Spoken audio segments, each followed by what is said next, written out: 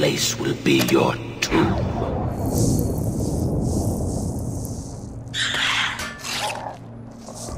All glory for the Dark Mother!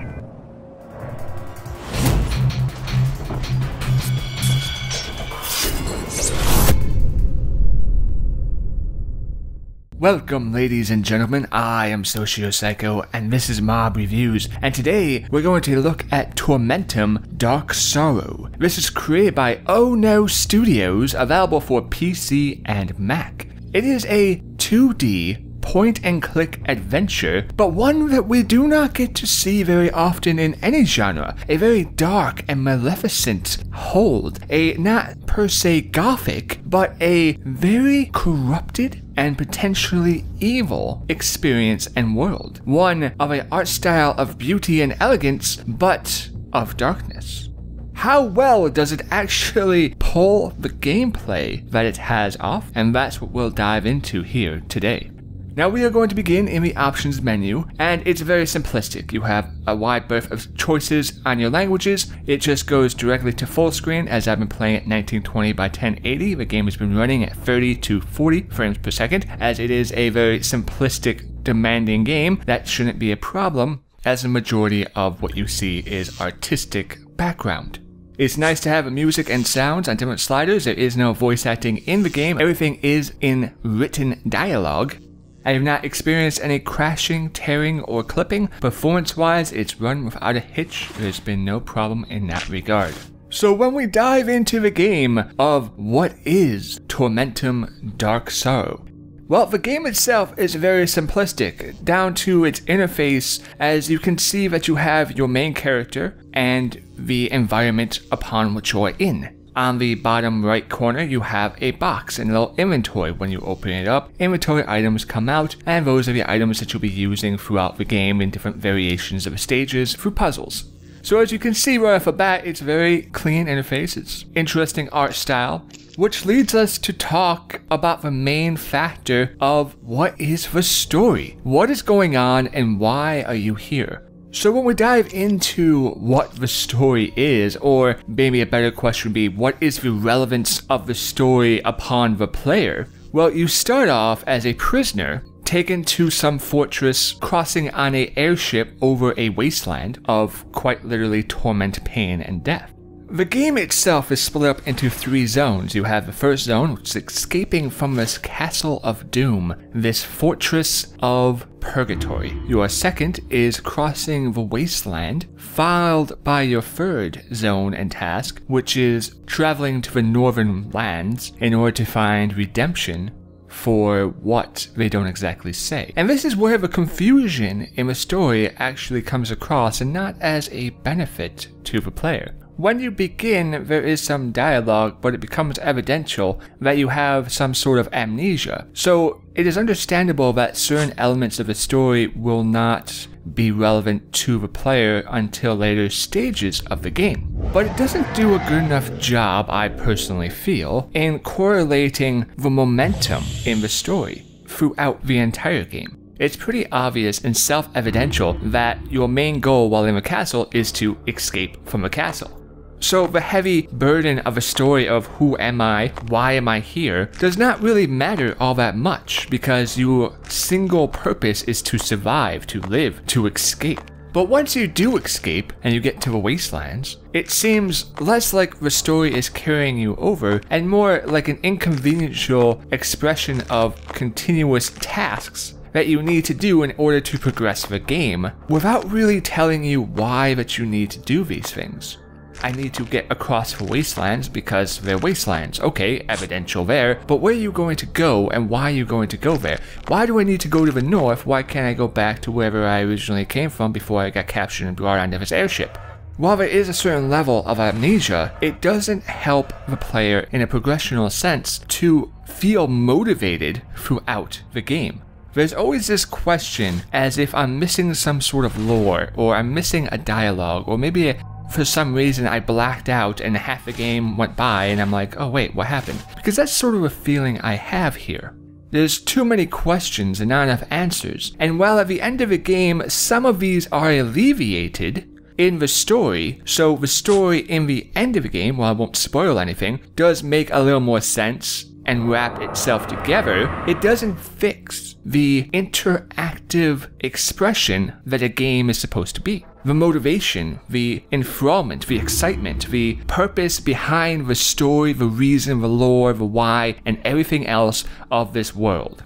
There's one point where you go into an observatory and there's books scattered all over this place.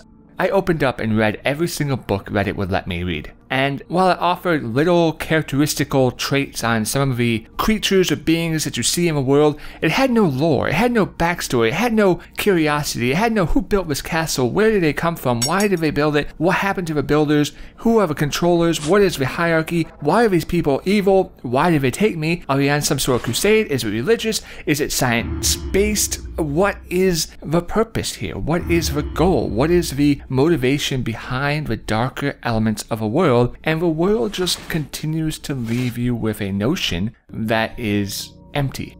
And while, yes, some of this can be expressed or whisked away as the story completes at the end of the game, it doesn't change how I experience the game. It doesn't change the frustration I felt of wanting to know more, but unable to. Now, maybe that was a goal. Maybe their goal was to offer little to nothing and make you feel frustrated in that regard to simulate the end results. And from a story-based element, that can potentially be okay. But the difference between a game and a movie is that right there. We're interactive. We're not watching it and hoping that the events that come forth will all make sense at the end of a movie, because we're playing with it right now. So then, what is your motivation? What is your goal? What is your purpose to continue progressing through the game? It is the art style and uniqueness of the atmosphere. It has this sometimes heavy Iron Maiden 80s heavy metal feeling with a very dark gothic / death Grim Reaper and abysmal dismay. But it doesn't do it in a way that's oppressive or scary or spooky or horrifying to the player. It's an intrigue, it's a curiosity, it's a delight to see something of this art style that we don't get to see very often. And it all fits in well enough with itself that while it changes the different scenes sometimes radically in its expression of the environment, it doesn't do so where you're thinking, what the hell? I was in this room, now I'm in that room. It doesn't make sense. It does make sense. The transitions to every one of the different rooms and zones, no matter how bizarre of a transition that may or may not be to the individual, it all makes sense within the world and the expression of the atmosphere of that world. And it's that synergy, it's that togetherness of the seams of this world that really push the player forward to continue progressing forward in the absence of a more overlapping, motivating story. Now, there are some parts in this game where you will have choices to make, and I like this. It is rare indeed, on top of the fact that you, while playing, have the choice in between making a decision that will ultimately affect not only the end of the game, but how certain events transpire throughout the game. They're minor, they're not, game-breaking or anything, or game-changing, or huge, or unsettling, and they're very simple doing. It's a small game, small little changes, and it pans it out well. But some of these choices are very debatable, I'd want to say. As I said, you are a prisoner, and you are brought to this fortress of doom where there are skeletons and torture happening all around you. It is a place of pain and suffering, death and misery. That's why you have such a motivation to get out of there in the beginning. But you come across a choice where the main villain, or the beginning of a story of a main villain, of a guy who says, basically, screw you, I'm a bad guy and I'm going to torture you later. You come across an option to where you can trigger a trap and kill this torturer, or you can just disable it and you can sneak by while he finagles and tries to fix it. Now, this sort of decision in between good and dark is rather debatable.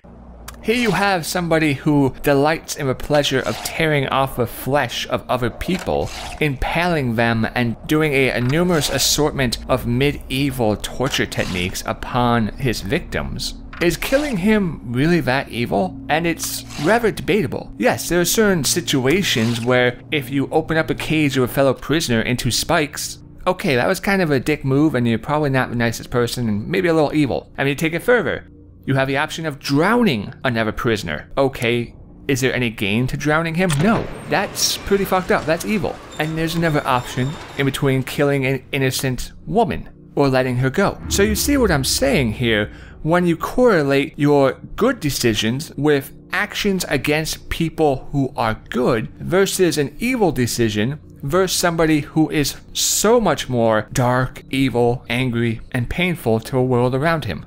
There are certain decisions like this where if you do kill a guard, you're evil decision. Well, how do I know that guard isn't going to put me back in my cell later on? How do I know that making it so that he's not an obstacle permanently is not the right choice? You don't. And while I'm not necessarily saying that killing a guard or a torturer is the right thing to do, the clear, blatant label of that was a evil act and you deserve to suffer and torture and you are scum and villainy is pretty much bullshit.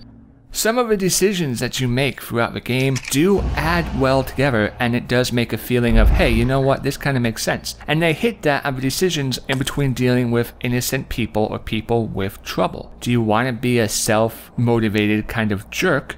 Or do you want to try to go out of your way regardless of what happens in helping other people? So while there is some element to making the choices again by replaying, I personally found that some of the decisions were rather heavily biased on what was expected to be good versus evil than rather what is.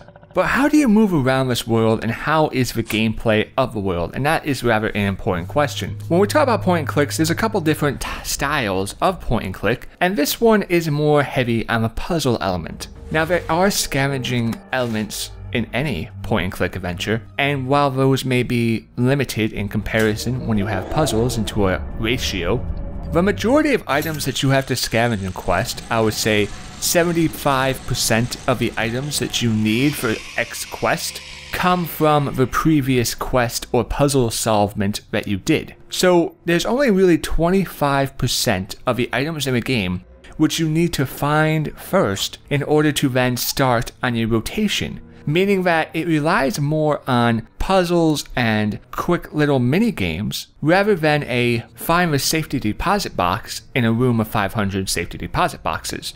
Now personally I don't like scavenger questing, and so I was more enthralled by this game. The puzzles and how they connected together had a high level of fluidity with them. Now what does that mean? What does a high level of fluidity mean? It means that one immediately goes into the next or circumvents into the next, and there's a pacing that keeps up. It doesn't mean that you're forced or doesn't mean that you're feeling rushed, but it does have a fluidity to it where it goes smooth and continuous.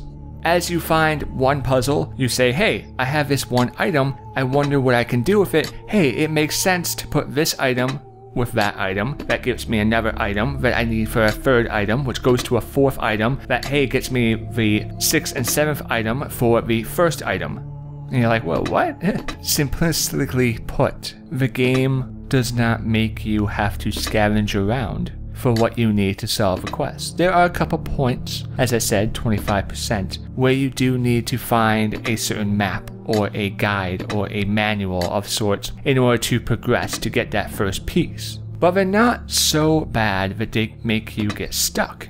There are only two parts in this game where I got stuck due to the gameplay of it. The first one was overlooking one of the said manuals to find a code in order to progress to a puzzle sense.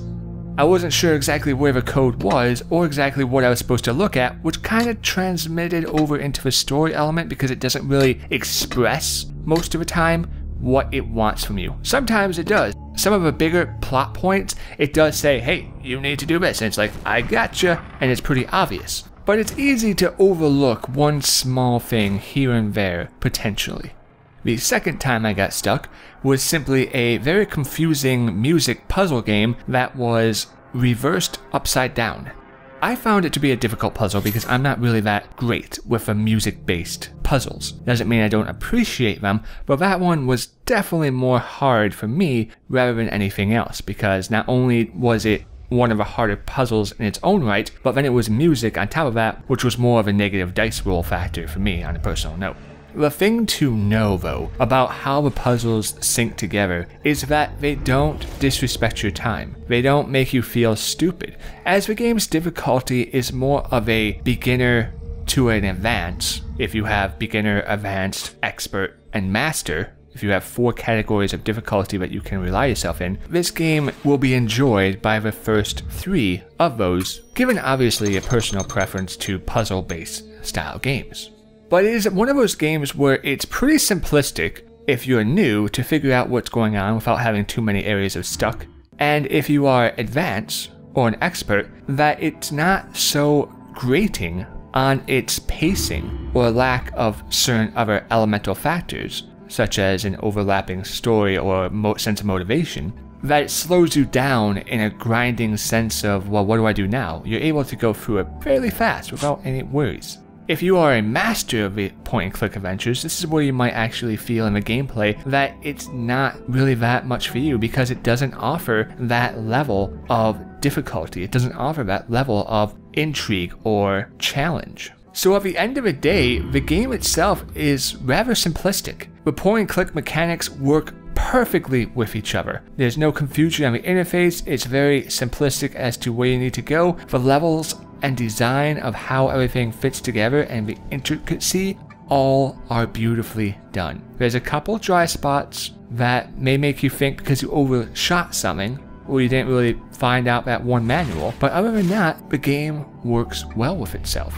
The story is probably its weakest point. The music helps make this up, as well as the atmosphere and the beauty of the art design really help make this up.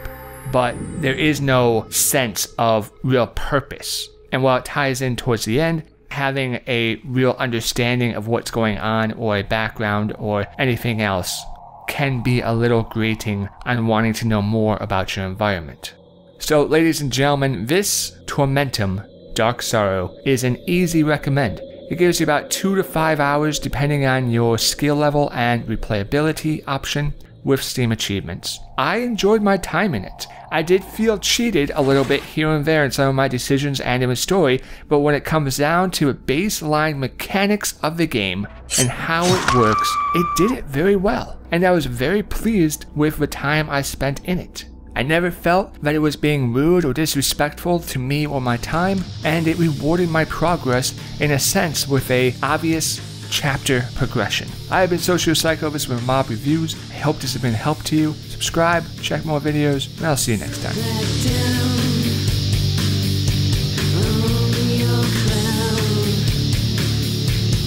Take again.